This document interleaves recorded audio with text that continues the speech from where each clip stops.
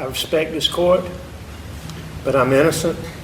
I would never, under any circumstances, hurt my wife Maggie, and I would never, under any circumstances, hurt my son Pawpaw. Well, and it might not have been you. It might have been the monster you become. Hello and welcome to True Crime Rocket Science, the most authentic voice in true crime. For as long as I've covered true crime, I've been fascinated by how a physical and cultural landscape can become a sort of primordial soup for the criminal mind, because it addresses this question: what makes us who we are? Is it our parents? What made Alec who he was? Was it his parents? Is it the cultural strings that pulled their strings? What is it? There are about 30 seconds in Murdaugh Murders Deadly Dynasty, right at the beginning of the first of the 3 episodes in the Investigation Discovery docuseries, where the narrators touch on the psychology of both landscape and culture. It's not something you often hear about. It's something that is difficult terrain. Because if you tie the threads of the boat incident through all the fraud and financial trickery all the way back to Murdaugh, you're dealing with a very unusual landscape known as the Low Country. And thus far we've been dealing with the psychological landscape, but what about the actual landscape? Think about the Low Country. It's water as much as land. There's a sort of dualism. Even the air is hung with fogs and mists. You can't quite tell where the land, the woods, the water ends and the sky begins. And in any landscape like that, it can be difficult to tell what's real, what's in front of you by day, never mind at night. And so what is that psychology of I can't tell what's really going on due to the opportunistic mind, due to the criminal mind? Doesn't this idea of the landscape playing tricks on you, subtle tricks, doesn't that start to infuse in the psychology of, well, I could do that as well? The land around you fooled you. Well, I can too. Think about it. The boat incident happens at night. The double murders at Murdaugh at night. Whatever happened to Stephen Smith happened at night. But it's not just the cloak of night that's at work here. Ann Emerson, an investigative reporter and South Carolina native, she presents part of the narration in the documentary Deadly Dynasty. She describes the area as a place steeped in history, and because of that, the landscape has an entrancing, hypnotic quality about it. It's not just what it is, there's something else going on. And what's going on is more than what's just in front of you. What's going on is also the past stirring and moving like tides and currents within tides and currents. The Murdaughs aren't the only powerful dynasty in the Low Country either. Then there's de Michelle Dupree, a forensic psychologist. She's another narrator. She describes the Low Country as the Old South. You don't just share the country with your countrymen.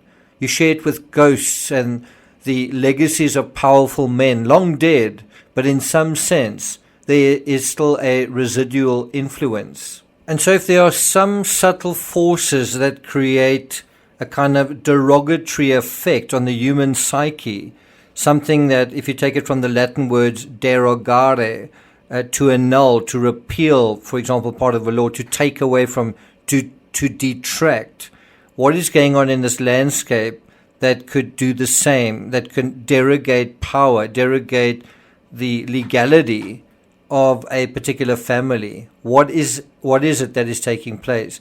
Before we get to that, if you haven't subscribed to the channel, please do. By the way, I'll be doing kind of a part 2 in this sort of more cerebral analysis, like what is really going on here. In terms of the cultural fabric, I always find it the most interesting aspect in true crime. I'll be doing a part 2 to derogation, which will be disgrace. So look out for that. If you're enjoying this episode, please like, share, leave a comment, and let's get started. So the forensic psychologist that narrates some parts of the Deadly Dynasty docuseries dealing with the Murdaugh saga, she describes close-knit families, long traditions and legacies. And these can be quagmires for those who become snared in these power dynamics, kind of like swamps, muddy swamps, traps for the weak who get caught up in the trickery and treachery of the Low Countries barons. Barons of money, barons of the law, barons of the land, but the law above all. It's easy to imagine outsiders getting caught up in these claustrophobic swamps. It's easy to imagine that it's only outsiders getting caught in them. But sometimes people inside a family, sometimes people inside a powerful family find themselves struggling to breathe. We're seeing it to some extent with the royal family right now. They feel stifled by strictures. They feel suffocated by rules, suffocated by roles and expectations. And then they start getting lost, and they start almost like a drowning person. They start to act in a way that is strange, especially for someone in that privilege. How can you drown in so much wealth and excess and privilege? And the answer is, well, of course, that you can. And part of the reason that you can is this whole tight-knit community. The thing that is so good can also be the sort of other side of the sword, right?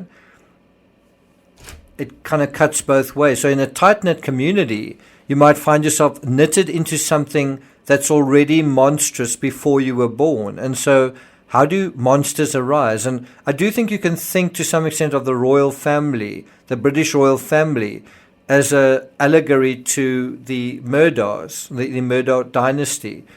And so you ask the question, how do monsters arise? Well, they arise from somewhere. And they also arise from a certain physicality to the landscape. And as we know, just the landscape in and around Hampton is a kind of uncontained wilderness. It's full of creeks and labyrinths where it's easy to lose your bearings. Getting lost at night is virtually guaranteed. So in the same way that you've kind of got this uncharted wilderness, this hard to perceive wilderness of nature in South Carolina, in the royal family, you kind of have I won't call it a wilderness, but you certainly have this labyrinth of pageantry and rules and this fabric of that's very confusing of how you're supposed to behave, right? And so it's easy to get lost in something that is complicated. And in South Carolina, getting lost at night is virtually guaranteed. At night, the fog rolls in, and in that miasma, monsters that already lurk, they're already there, well, they awaken, they stir, as the rest of enervated water pushes and pulls its way through the carpets of roots and brush, sedge and palms and palmettos. But most of South Carolina is woods. Most of it is more than something like 67% forest strewn with old man's beard. And so whether it's water at night or the woods at night or even just a dark country road, the hypnosis of the old country can suddenly turn deadly. And if while lost in those woods you let go of reality, or reality lets go of its hold of you, well, that's how and where monsters are born.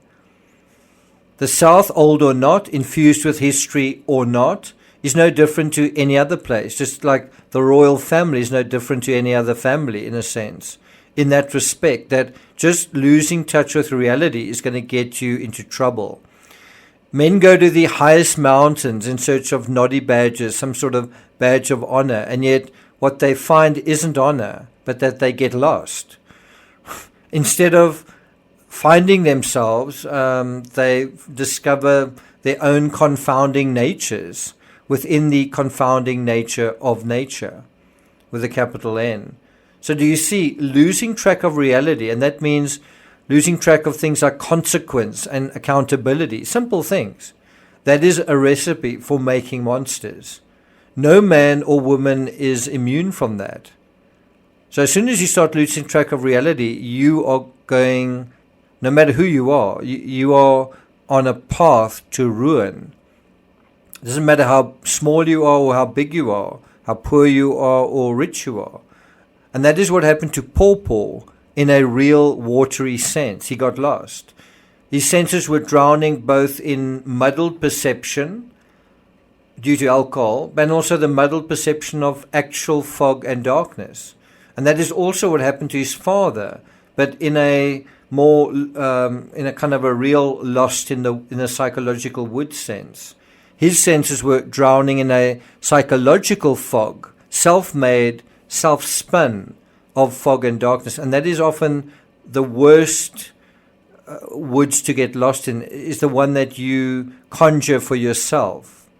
And so if you come out of this, if you come out on the other side and you say, what do we learn from this? How can we, if they lost track of reality, if Paul lost track of reality and then we know what happened to poor Mallory Beach, if his father lost track of reality and we know what happened to Maggie and Paul and many other people, how could Paul and Alex Murdaugh have prevented the disgrace that eventually swept over their lives? And by the same token, how can we? How is it possible to just not lose track of reality? What's the answer? Well, it's simple, but it's not easy. You need to have a strong sense of your identity. And in order to have that, you need to be anchored in real life. In other words, you need to be living an authentic life. Both Paul and Alex not only got lost in the real world, but they got lost in terms of themselves as people. They forgot who they were, and the rest is history. Thank you for listening, and I'll see you guys next time.